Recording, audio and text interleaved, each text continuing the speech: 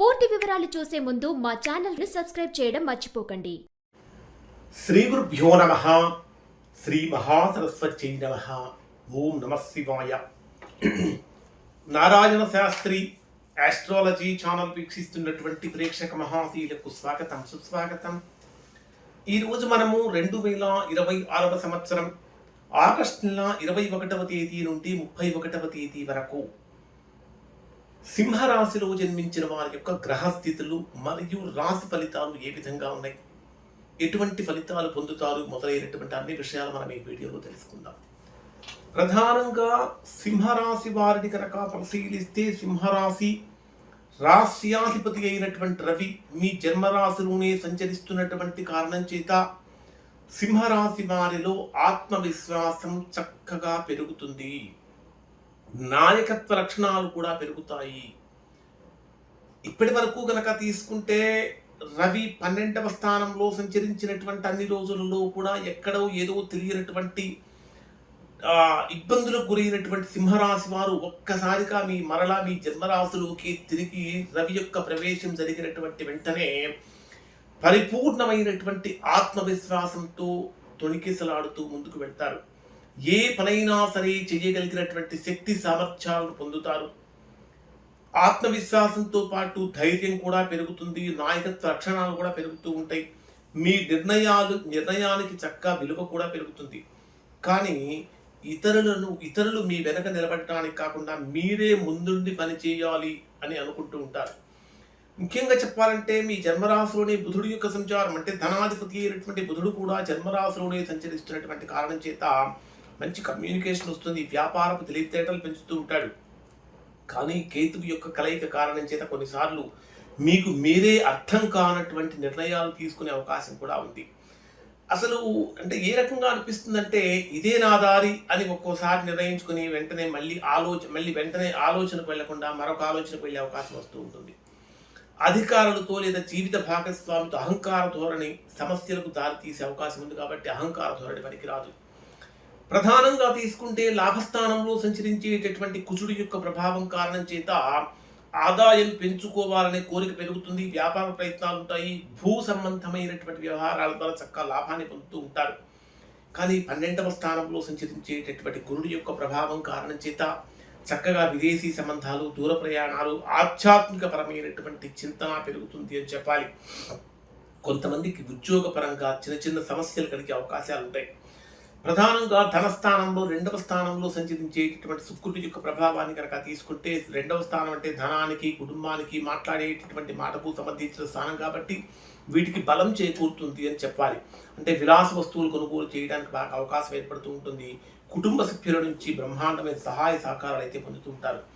7వ స్థానంలో సంచరించే రాహు యొక్క ప్రభావం కారణం చేత సంబంధాలు కొద్దిగా బలహీనపడే అవకాశం అనేది కనిపిస్తూ ఉంటుంది. వ్యాపార భాగస్వాములతో ఒప్పందాలు తీసుకునేటప్పుడు స్పష్టత చాలా చాలా అవసరం. మాట మీద కాకుండా పత్రాల మీద ఆధారపడటం అనేటటువంటి చాలా మంచిది.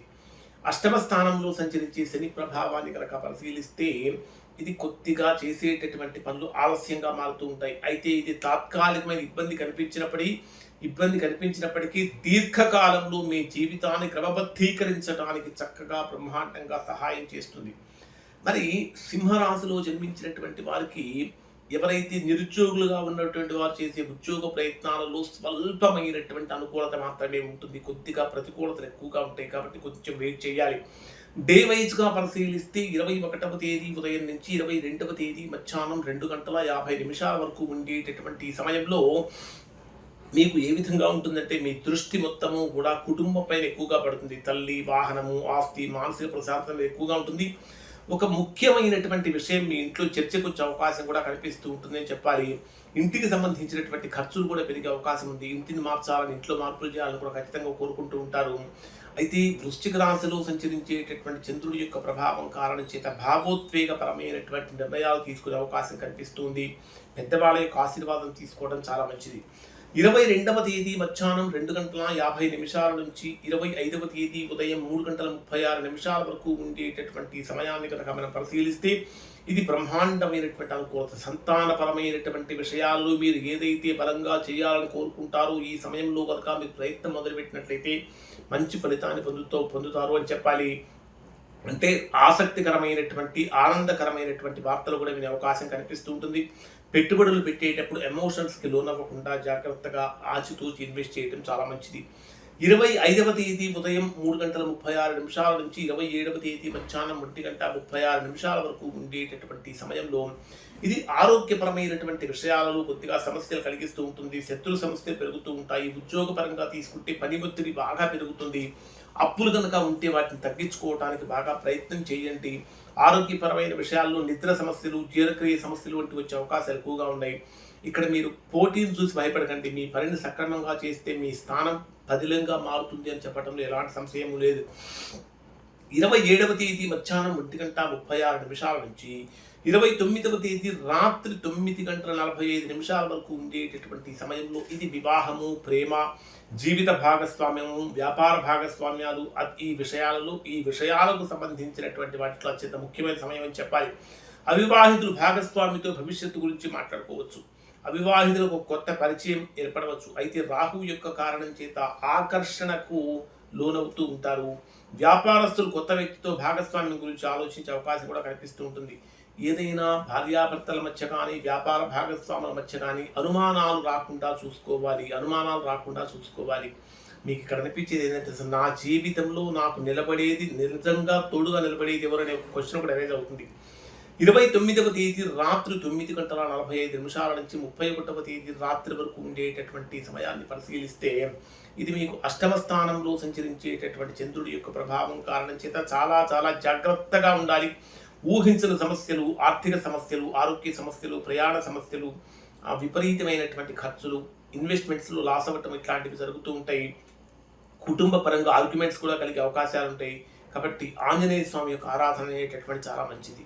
ప్రధానంగా తీసుకుంటే సింహరాశి వారికి 10 రోజుల్లో మీ జీవితాన్ని చక్కగా మార్చాలి అనుకుంటే మీ ఇంటి నుంచి ప్రేమకు, ప్రేమ నుంచి ఉద్యోగానికి, ఉద్యోగం నుంచి సంబంధాలకు, ఇక్కడి నుంచి లోతైనటువంటి ఆత్మ పరిశీలనకు తీసుకుని వెళ్తాడు.